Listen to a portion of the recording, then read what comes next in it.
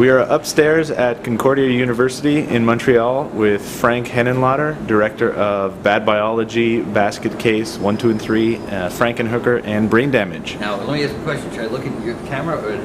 You can look wherever you like. Hello?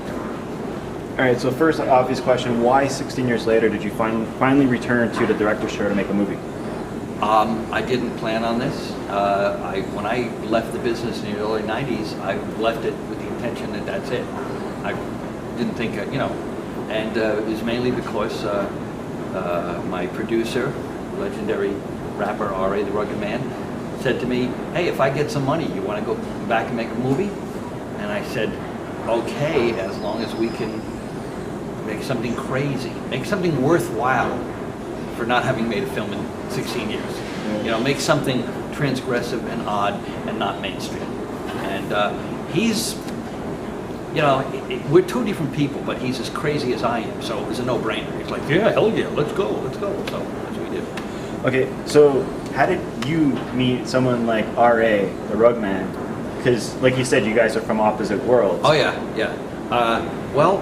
When he was 19, he was a fan of the earlier films I'd done, and when he was 19, he called me up and said, hey, you want to do a rap video for me? I'm thinking, rap video? What the hell do I don't know the first thing about rap, so I went, yeah, sure. And we did. We did a video for Jive called Bloodshed, I think it was called. Oh, really? Yeah. Wow. Yeah. Did not know that. Yeah, and then over the years, I continued making music videos. I did them under different names, but I used to do a lot of wonderful underground videos for them.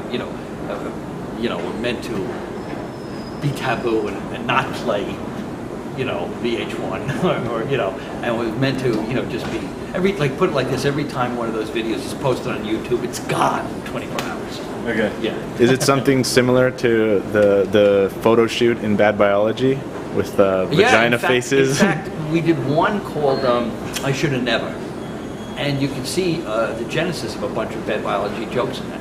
Mm-hmm. A couple of very specific ones. In fact, you can see where our first attempt at playing with it.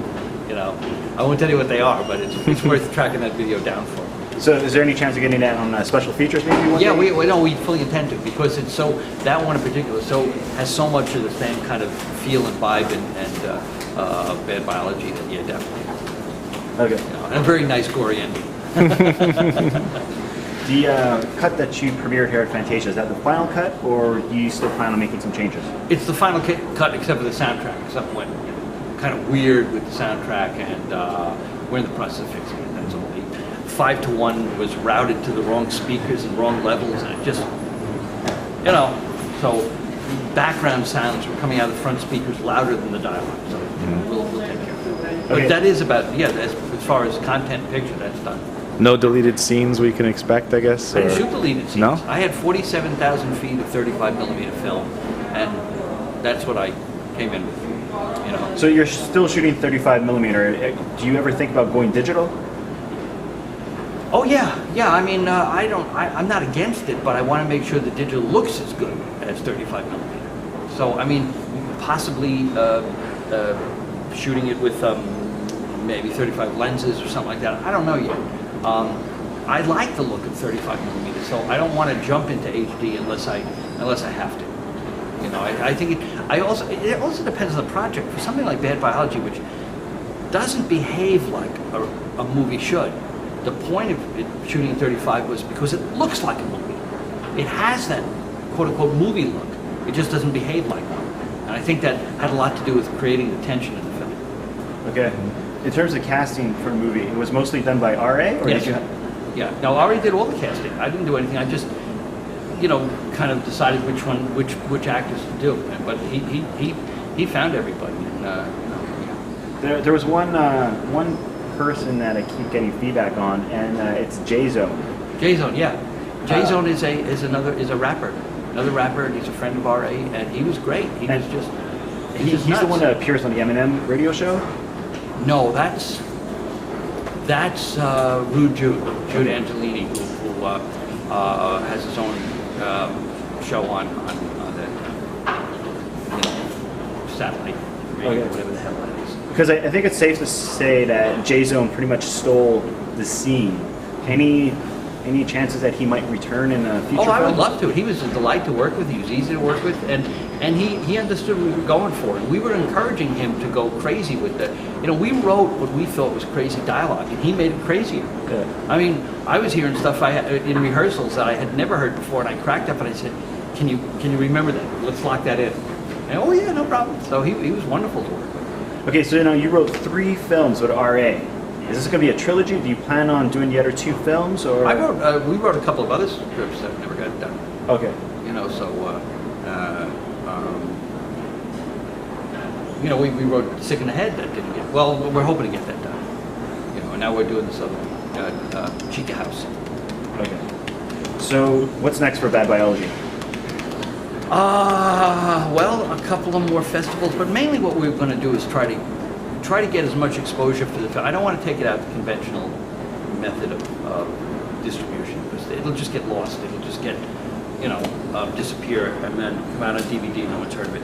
So we're going to try to take it out on tour and try to create some buzz for it. We're trying to do a lot of it ourselves, and then we're even thinking maybe putting out a limited collector's edition version of the film with different, and then maybe eventually get it on DVD and stores. So we're playing with a couple of different ideas. Who knows? I want to go way back to a film called Slash of the Knife.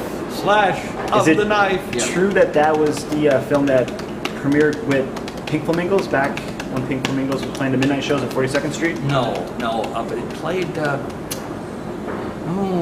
think it played with Pink Flamingos on a revival of Pink Flamingos.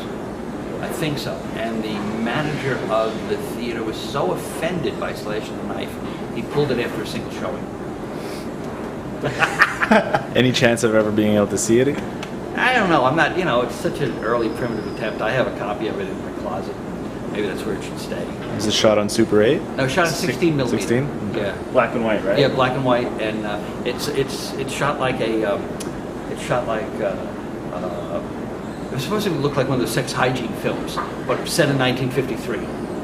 So, And in fact, there's some bad biology in that one too. So the manager of the theater was okay with Pink Flamingos, but Yeah, easily offended by it, angry with us.